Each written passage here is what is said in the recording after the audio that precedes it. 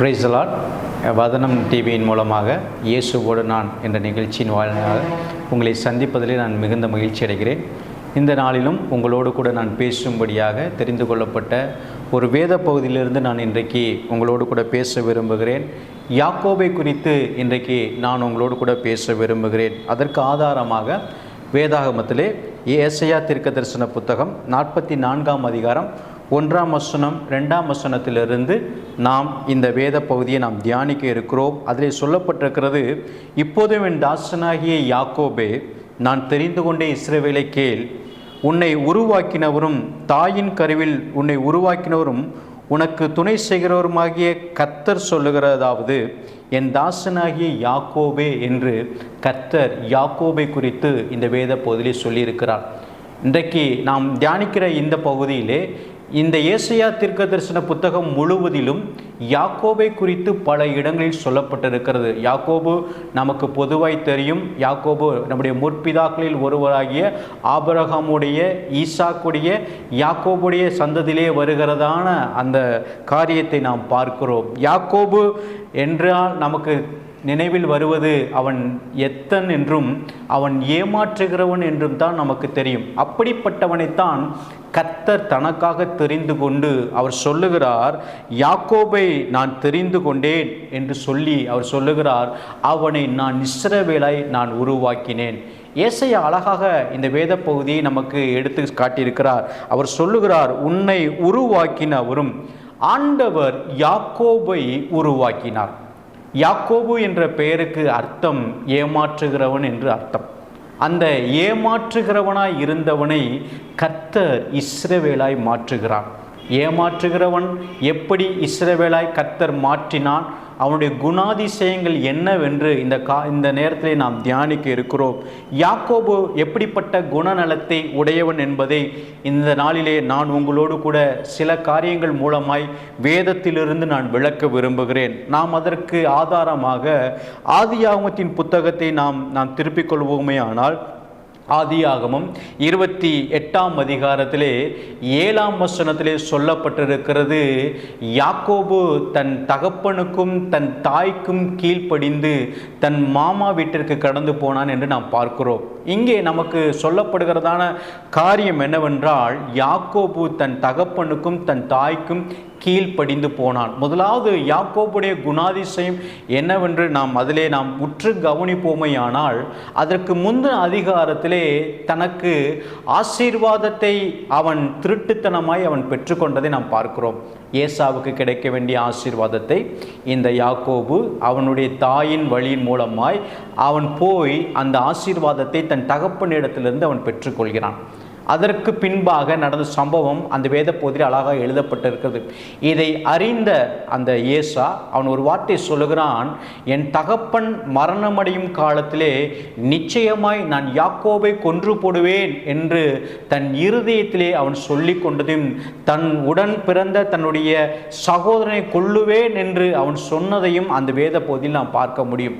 இதெல்லாவற்றையும் ஈசாக்கும் ரெபேக்காலும் கேள்விப்பட்ட பின்பாக யாக்கோபை அழைக்கிறார்கள். அந்த 28ஆம் அதிகாரத்திலே நாம் பார்க்கிறோம். முதல் வசனத்திலே ஈசாக்கும் அந்த ரெபேக்காலும் யாக்கோபை அழைத்து, நீ இங்கே இருக்க வேண்டாம், உன் அண்ணன் உன்னை கொலை செய்து விடுவான், நீ உன் மாமா வீட்டுக்கு புறப்பட்டு போ என்று அந்த யாக்கோபுக்கு நேராக இந்த வார்த்தை வருகிறது. அந்த வேத வசனம் அழகாய் 7ஆம் வேத வசனம் அழகாய் சொல்கிறது, தன் தகப்பனுக்கும் தன் தாய்க்கும் அவன் கீழ்ப்படிந்து போனான் என்று. நம்ம அதை பார்க்குறோம். பொதுவாக யாக்கோபு என்றால் அவன் கூடாரவாசியாய் தன் தாய்க்கும் தன் தகப்பனுக்கும் கீழ்ப்படிந்து தன் வீட்டிலே அவன் சாதுவான ஒரு மனுஷன் என்று நாம் எல்லாரும் பொதுவாய் நாம் அறிந்திருக்கிறோம். பொதுவாக ஏசாவை குறித்து சொல்லும்போது சொல்லுவார்கள், ஏசா துஷ்ட மனிதன், அவன் ரொம்ப சண்டை போடுறவன், பல காரியங்கள் ஏசாவை குறித்து சொல்லுறாங்க. ஆனால் யாக்கோபு ரொம்ப சைலண்டான ஒரு காரியத்தை அவர் செய்கிறார். அவர் எப்படின்னா, அவர் வீட்டிலே இருந்தாலும் அவன் பலம் உள்ளவனாய் இருந்தான். தன் சகோதரனோடு எதிர்த்து போராடுவதற்கு அவனிடத்தில் பலன் இருந்தது. அதை நாம் வேதத்திலே அழகாகத்தான் அந்த வேதவசனம் சொல்கிறது. தன் தகப்பனுக்கும் தன் தாய்க்கும் கீழ்ப்படிந்து போனான் என்றால் அவன் தன் சகோதரனோடு நேரடியாக சண்டையிடுவதற்கு அவனுக்கு பலன் உண்டு என்பதை இந்த வேதவசனத்தின் மூலமாய் நான் அறிந்து கொள்ள முடியும். ரெபெக்காள் சொல்லுகிறார், நான் ஒரே நாளிலே என் 2 பிள்ளைகளை நான் இறக்க விரும்பவில்லை அப்படின்னு அந்த முந்தின வசனங்களிலே சொல்லுகிறதை நாம் பார்க்கிறோம். அப்படி என்றால் இருவரும் சரிசமமான பலத்தை உடையவர்கள். பொதுவாக யாக்கோபு ரொம்ப சாந்த சொரூபியாகத்தான் அநேகர் சொல்லுவார்கள். ஆனால் உண்மையிலே யாக்கோபுக்கு கோபம் என்பது அதிகமாக வருகிற ஒரு காரியம். நம்ம ஊரில் அழகாக ஒரு பழமொழி சொல்லுவாங்க, சாது மிரண்டால் காடு தாங்காதுன்னு சொல்லுவாங்க. ஆனால் அப்படிப்பட்டவன் தான் அந்த யாக்கோபு. அவன் ரொம்ப சாதுவாக இருப்பான், ஆனால் கோபம் வந்துருச்சுன்னா அவனை கட்டுப்படுத்த முடியாது என்பதை நாம் இந்த வேத வசனத்தின் மூலமாக அறிந்து கொள்ள முடியும். அதனால தான் அவங்க அம்மா சொல்கிறான், நீ இங்கே இருந்தால் நீ நிச்சயமாய் உன் சகோதரனோடு சண்டையிடுவாய், நீ சண்டையிடக்கூடாது என்று சொல்லி யாக்கோபை அவன் தாயும் அவன் தகப்பனும் அவனை அழைத்து, நீ உன் மாமா வீட்டுக்கு புறப்பட்டு போ. இந்த காரியத்திலிருந்து நாம் கற்றுக்கொள்ள வேண்டிய ஒரு காரியம் என்னவென்றால், யாக்கோபு சாதாரணமான ஒரு மனிதன் அல்ல. அவன் போராடக்கூடிய வல்லமை மிக்க, தன் சகோதரனு கூட எதிர்த்து நிற்பதற்கு பலன் மிக்கவன், மிகவும் கோபக்காரனாய் ஒரு பலசாலி உள்ளவனாகத்தான் இருந்தான். அவனுக்கு கோபம் வரும். யாக்கோபுக்கு கோபம் வந்தால் அவன் நல்ல சண்டை போடுவான். ஆனால் அந்த தகப்பனுக்கும் தாய்க்கும் கீழ்ப்படிந்தவனாய் அந்த இடத்தை விட்டு அவன் போகிறான். ரெண்டாவது, அவனுடைய அந்த காரியத்திலே நாம் பார்க்கிற போது யாக்கோபை எப்படி ஆண்டவர் இஸ்ரவேலாய் உருவாக்கினார் என்பதை நாம் பார்க்கிற போது அந்த ஆதியாகமத்தின் புத்தகம் 31ஆம் அதிகாரத்திலே 38ஆம் வசனத்திலே பார்க்கிறோம். யாக்கோபுடைய குணம் எப்படிப்பட்ட ஒரு குணம் என்று சொன்னால், அவன் தன் மனைவியை பார்த்து அவன் சொல்லுகிறான், நான் இப்பொழுது 20 வருஷங்கள் மாமா வீட்டிலே நான் வேலை செய்து விட்டேன். 20 வருஷம் நான் வேலை செஞ்சிட்டேன். அவர் சொன்ன எல்லா காரியத்துக்கும் நான் கீழ்ப்படிந்து விட்டேன். 41ஆம் வசனத்தில் அவர் சொல்லும்போது சொல்கிறார், நான் 20 வருஷம் உங்கள் வீட்டில் வேலை செஞ்சேன். அதே போல் அந்த மந்தையை நான் அதிகமாய் மேய்த்தேன்.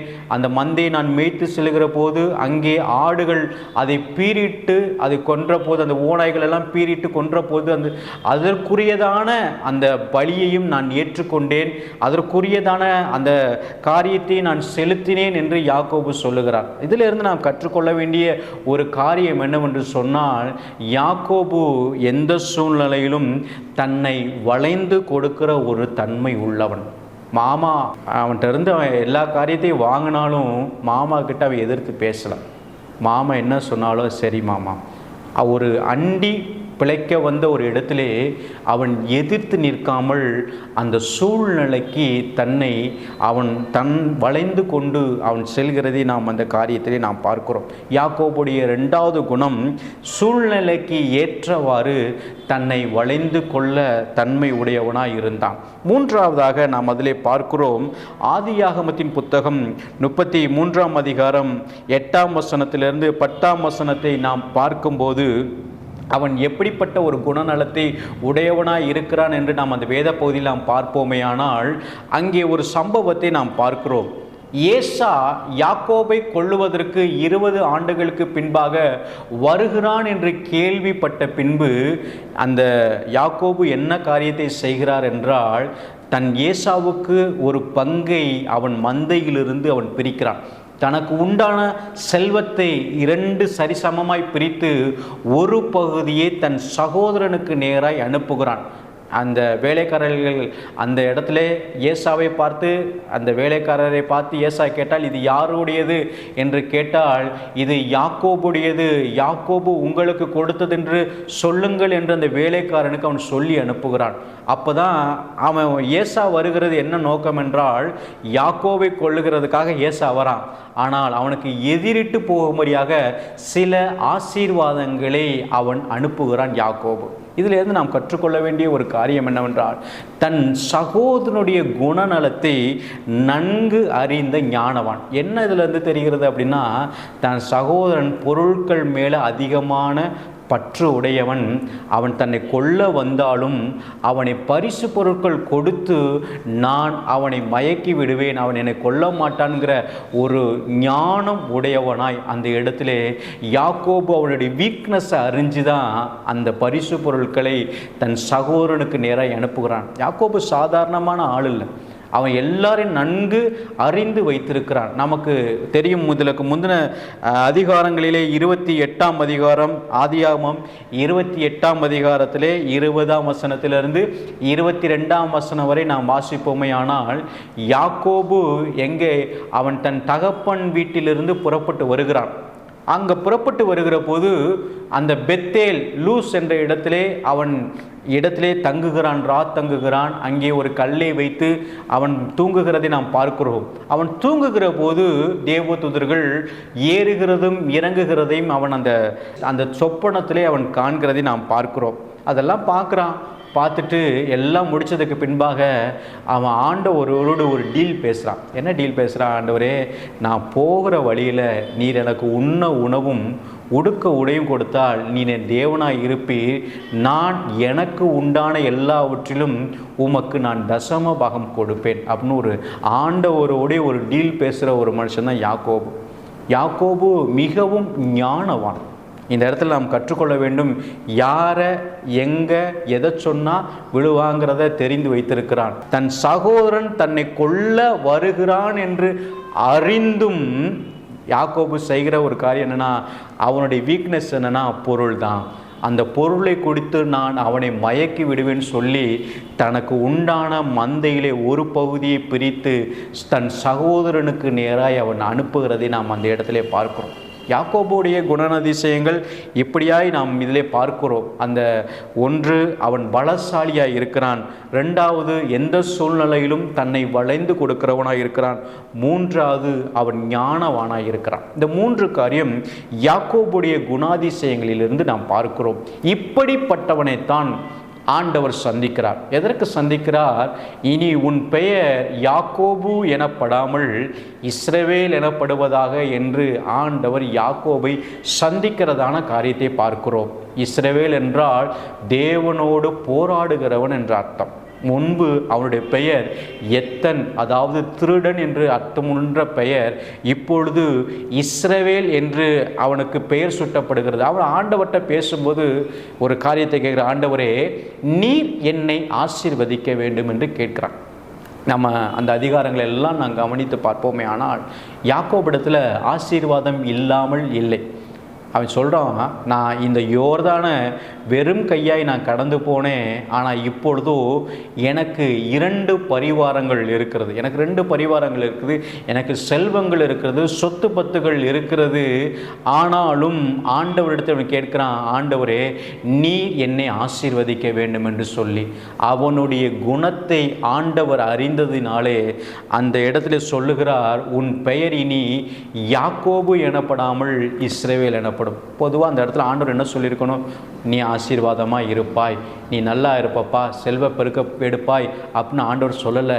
ஆண்டவர் அவனுடைய பெயரை மாத்திரம்தான் மாற்றுகிறான்.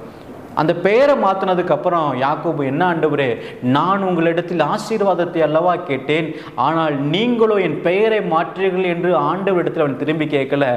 யாக்கோபுக்கு தெரியும், ஆண்டவர் கொடுக்கிற பெயர் மாத்திரம்தான் நிலைக்கும், செல்வங்கள் அழிந்து போகும், ஆனால் ஆண்டவர் கொடுக்கிற நாமம் ஒரு காலும் அழியாது என்பதை யாக்கோபு நன்கு அறிந்திருந்தான். அல்லேலூயா. இந்த வேளையிலும் அவனுடைய வாழ்க்கையிலே நாம் சில காரியங்களை வேகமாய் நாம் பார்க்கிறோம். அவன் எத்தனாய் இருந்த அந்த யாக்கோபு ஆதியாகமம் 32ஆம் அதிகாரம் 28ஆம் வசனத்திலே அவன் தேவனோடு போராடுகிறவனாய் இருந்தான். முதலாவது யாக்கோபா இருந்தவன் இஸ்ரவேலா மாறினதுக்கு அப்புறம் தேவனோடு போராடுகிறான்.